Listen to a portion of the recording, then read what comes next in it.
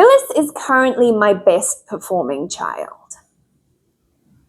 And before anyone judges me psychologically for saying that, I would like to point out that Phyllis has shown consistent growth, emotional stability, and a genuine enthusiasm to live under my care. The other children, less measurable results. Now, technically, Phyllis is a Monstera plant, but emotionally within the ecosystem of the apartment, she occupies the position of respected matriarch, botanical dependent, and occasionally therapeutic role model. Because unlike the rest of the household, Phyllis responds extremely positively to intervention. I move her towards direct sunlight, immediate growth. I water her correctly, thriving. I rotate her strategically, new leaf. Meanwhile, I spend 12 consecutive years emotionally and financially supporting human children, only to discover that one of them has built a lion cult on Roblox, where apparently 18 lions sit around a rock licking themselves while purchasing symbolic sombreros using real money.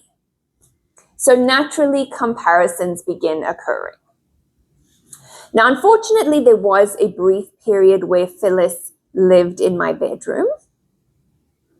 This arrangement ended after my 11-year-old developed a genuine psychological concern regarding what she referred to as the tentacle roots, which, to be fair, looking back, was not entirely unreasonable, because monsteras do produce aerial roots that emerge from the plant like they're actively searching for human infrastructure. And when you wake up at 2 a.m. and you see one stretching out slowly towards your bed through low lighting, the atmosphere does become slightly Victorian orphanage.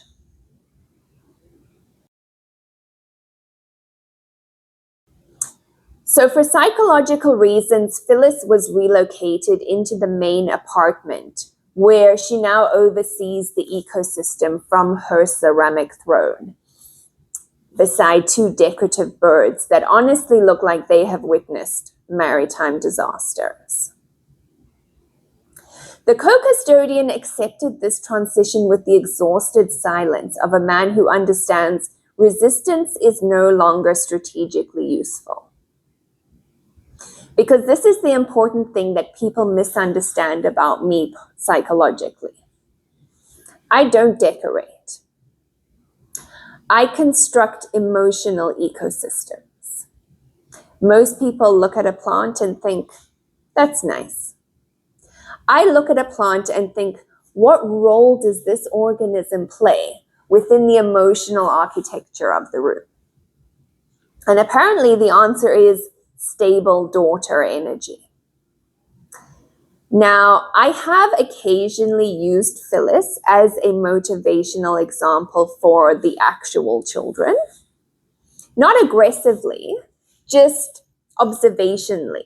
For example, look at Phyllis. Notice her willingness to grow, which is difficult for the actual children because unfortunately Phyllis is winning. She is emotionally regulated. She appreciates hydration. She has never once asked me for Robux. Honestly, at this stage, she may be the only member of the household fully cooperating with the vision. The truly concerning part, I think, is that I don't think the apartment belongs to us anymore. I think Phyllis now governs the space quietly through atmosphere. And frankly, I respect her authority.